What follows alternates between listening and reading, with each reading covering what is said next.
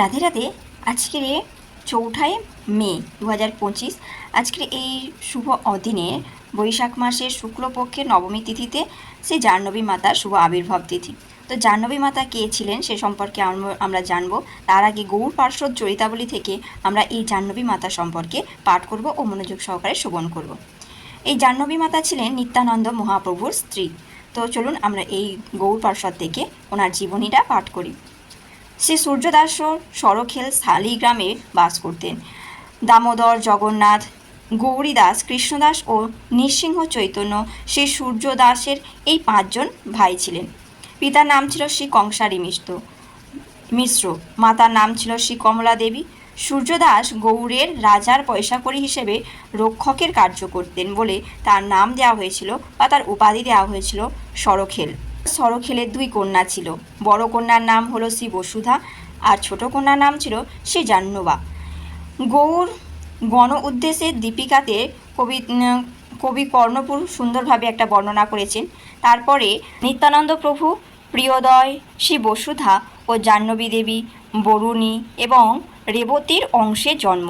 শ্রী সূর্যদাস পণ্ডিত সূর্যের ন্যায় কান্তি বিশিষ্ট রৈবতরাজ ককুদির অংশ সম্ভূত ছিলেন।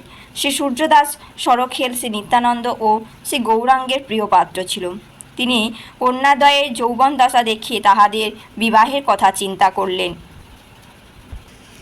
অদ্ভুত স্বপ্ন দর্শন করে সূর্যদাস পণ্ডিত আনন্দ সাগরে ভাসতে লাগলেন।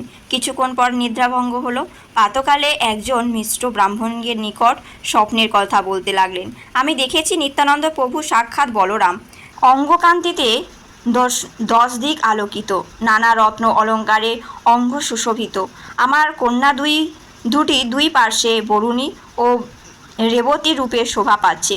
অতএব নিত্যানন্দ প্রভুর শ্রীচরণে আমি আমার কন্যা দান করব। তা না করা পর্যন্ত আমার চিত্তে কোনো শান্তি নাই। এরূপ অনেক কথা বলে শ্রী সূর্যদাস সরখেল মিশ্র ব্রাহ্মণটিকে নবদ্বীপে শ্রীবাস পণ্ডিতের গৃহে প্রেরণ করলেন। অতি দ্রুত ব্রাহ্মণটি শ্রীবাস পণ্ডিতের গৃহে এলেন। তখন নিত্যানন্দ প্রভু শ্রীবাসের গৃহে অবস্থান করছিলেন। ব্রাহ্মণটি সূর্যদাস সরখেলের নিবেদন যে শ্রীবাস পণ্ডিতকে সব জানালেন। শ্রীবাস পণ্ডিত শুনে খুশি হলেন ও সেই কথা সময় মতো শ্রী নিত্যানন্দ প্রভু শ্রীচরণে নিবেদন করলেন। করুণাময় নিত্যানন্দ সূর্যদাস পণ্ডিতের অভিপ্রায় পূর্ণ করবেন বলে ব্রাহ্মণকে আশ্বাস দিলেন। কথা শ্রবণে শ্রী অদ্বৈত আচার্যও পরম সুখী হলেন। শীঘ্রই এ কার্য হোক এই রূপ বললেন।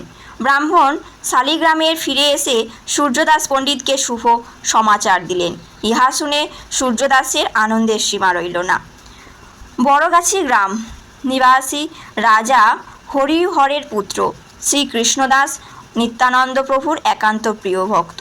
তিনি এ বিবাহের যাবতীয় ব্যয় বহন করবেন এবং তার গৃহেই এর সমস্ত কার্য সম্পন্ন হবে। সংকল্প করে শীঘ্রই নিত্যানন্দ প্রভুকে প্রার্থনা করে বড়গাছি গ্রামে আনলেন। বিবাহের উদ্যোগ আরম্ভ করলেন।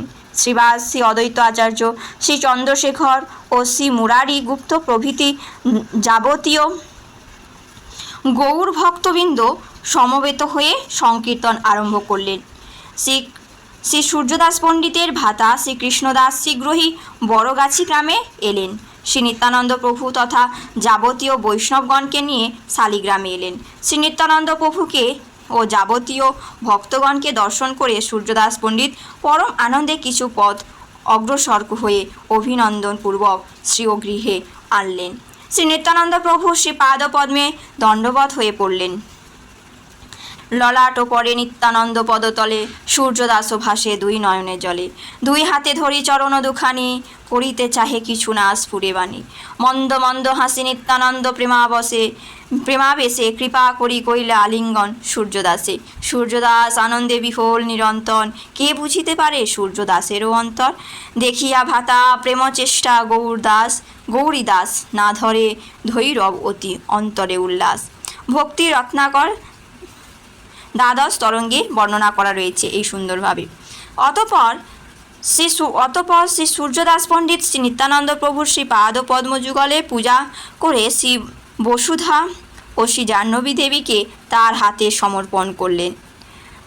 লোকশাস্ত্র মতে সূর্যদাস ভাগ্যবান, নিতাই চন্দ্রে দুই কন্যা কইলেন দান। এবারে শুভ পরিণয় হবার পর শ্রী নিত্যানন্দ প্রভু কয়েকদিন শালিগ্রামে অবস্থান করে পত্নীদ্বয়ের সঙ্গে বড়গাছি শ্রীকৃষ্ণদাসের গৃহে এলেন।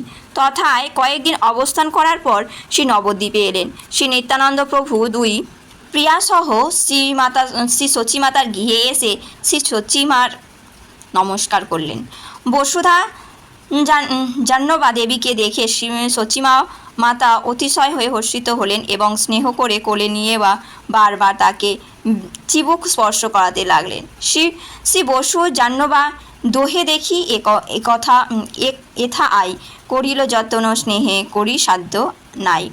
আই হলো এখানে সচিমাতাকে আমরা আই বলেই জানি, কারণ চৈতন্য ভাগবতে পাঠ করার সময় এই আই শব্দটা বারবার ব্যবহার করা হচ্ছিল, সচিমাকে সম্বোধন করেই বলা হচ্ছিল। বৈষ্ণব গৃহিণীগণ বধূদ্বয়কে পরম স্নেহ করতে লাগলেন। শ্রী নিত্যানন্দ প্রভু অতঃপর শ্রী সচিমাতার আজ্ঞা নিয়ে শান্তিপুরে অদ্বৈত আচার্যের গৃহে এলেন।